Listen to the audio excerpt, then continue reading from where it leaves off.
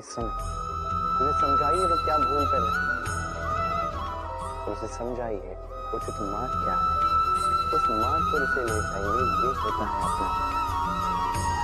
और ये करने के लिए मौन नहीं, हुंकार लगाने के लिए।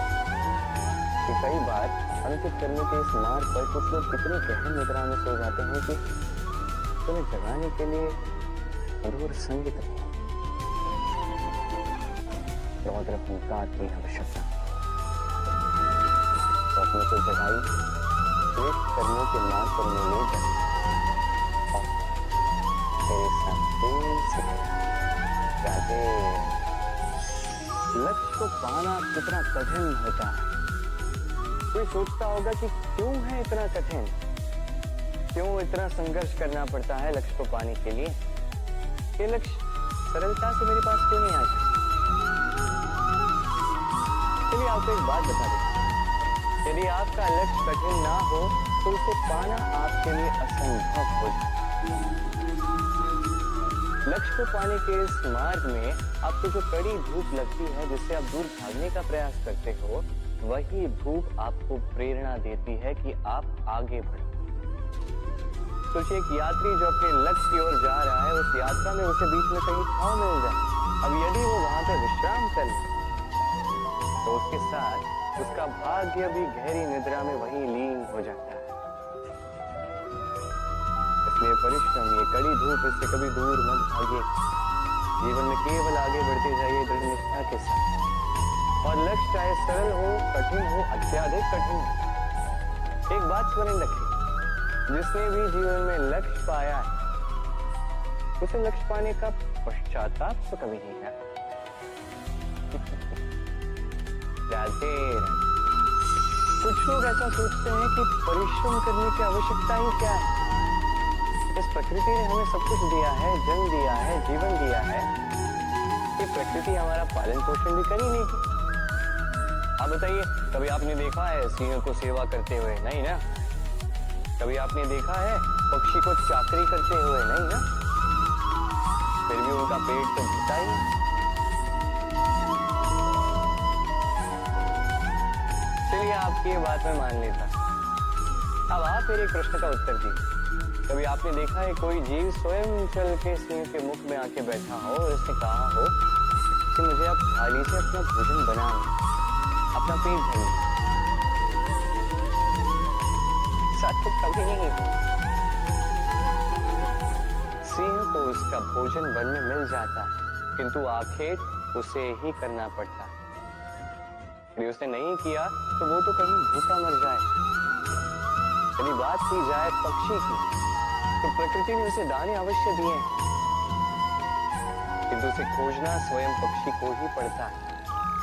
स्वयं को जीवित रखने के लिए घोंसला बनाना पड़ता है, जिसके लिए भी अत्याधिक परिश्रम करने पड़ते हैं।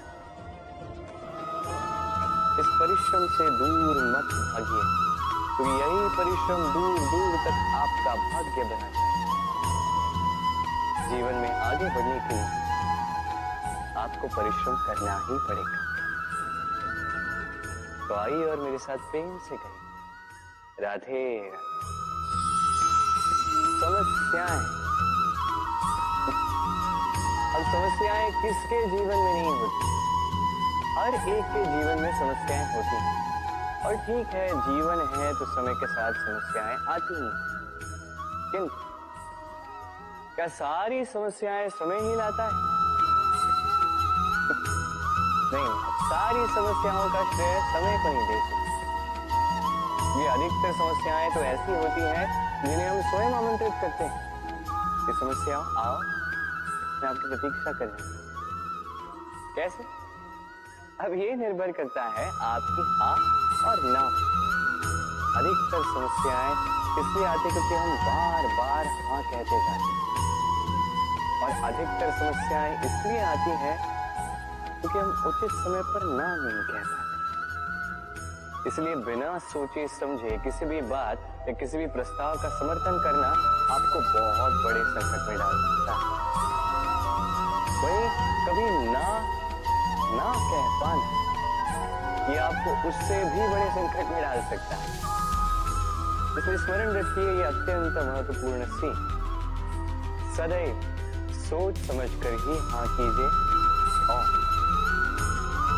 दृढ़ता के साथ ही ना, और विश्वास कीजिए आपका जीवन अत्यधिक सुखमय होगा।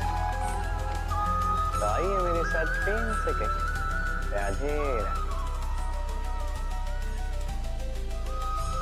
कई सारे लोगों के मन में एक प्रश्न उठता है मुझे और राधा को लेकर।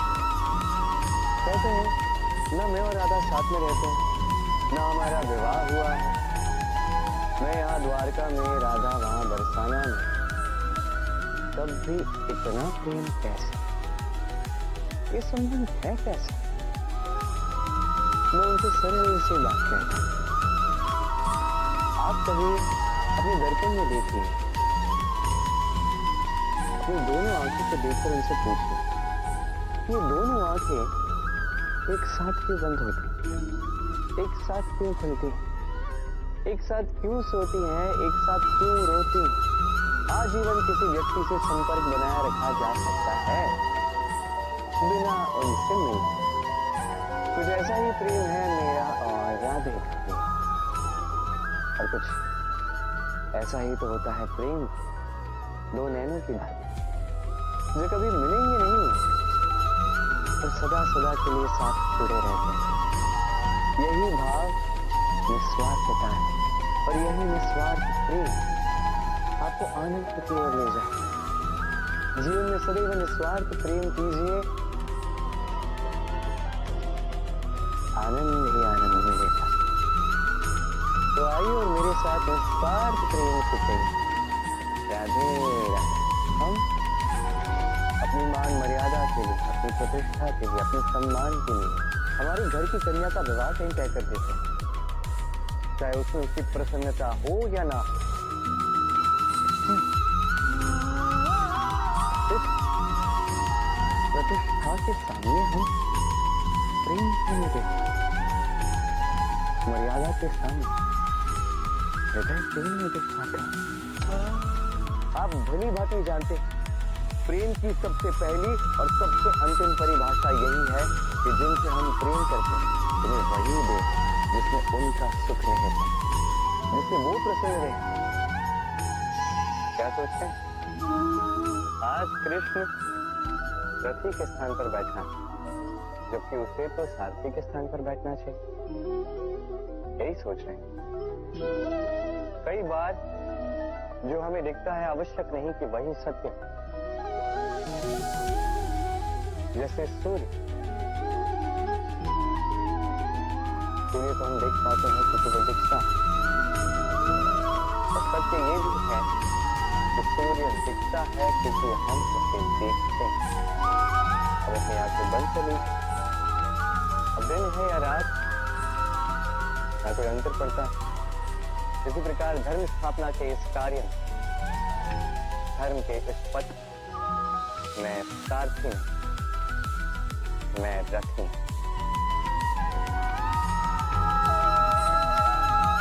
और मैं खोज रहा हूं उस सारथी को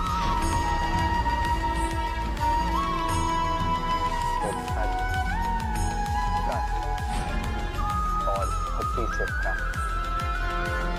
धर्म जो व्यक्ति को उचित मार्ग पर ले जाता है, कर्म जो व्यक्ति को परिश्रम करवाता है, और भक्ति जो उसे उस मार्ग से विचलित नहीं होने देती। आज तक मैं सबका सखा था, सबको उचित मार्ग पर ले जाता था। अब मैं खोज रहा हूं उस व्यक्ति को जो मेरा सखा बनेगा और बनेगा धर्म स्थापना के इस कार्य में मेरा सहयोगी।